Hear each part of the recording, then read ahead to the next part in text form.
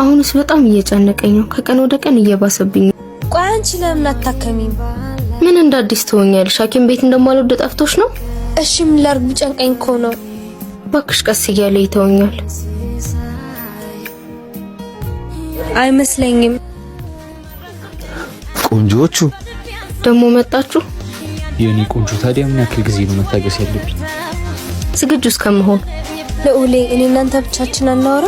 አልፈልግም። ገደል ግባ ጢባራም። እሺ መቼ ነው ዝግጁ የምትሆነው? ስለዚህ ነገር ማውራት ካላቆም ካብረን ራሱ መቀመጥ አንችልም።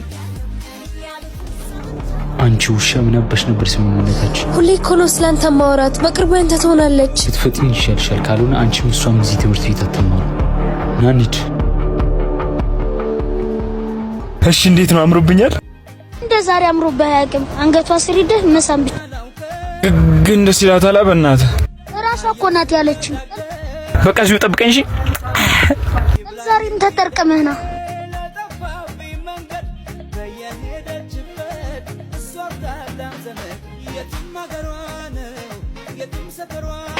ምን አባክ እያረክ ነው? ምን ነው ደስ አላለሽም እንዴ?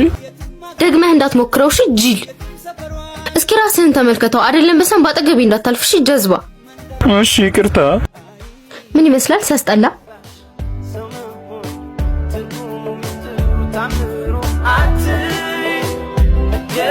ዲፋያ ምን ሆነህ ነው? ደስ ይላታል አላልከኝም እንዴ? ለምን ትቀልድብኛለህ እንዴ? የሚፈጠር አልመሰለኝ። ጂል ጀዝባ እኮ ነው ያለችኝ። እንደውም ከዚህ በኋላ አንተንም እሷንም ማየት አልፈልግም። በቃ ቀለል አድርገው። እንዳትከተለኝ።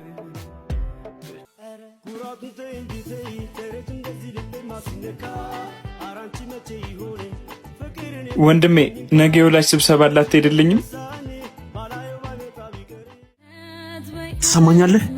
ደግሞ ወንድሜ እንዳትለኝ እሺ? ላይ ሁላ አልፈልግም።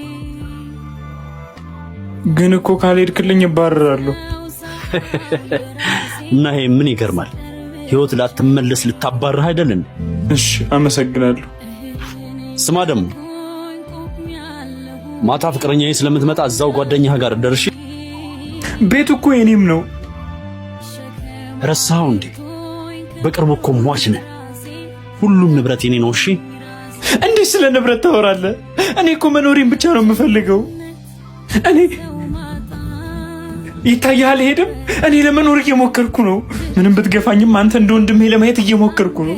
ሞቴን ከሆነ ደግሞ የምትፈልገው ትንሽ ጊዜ ታግዝ። ትንሽ ጊዜ። ለምን ድብናት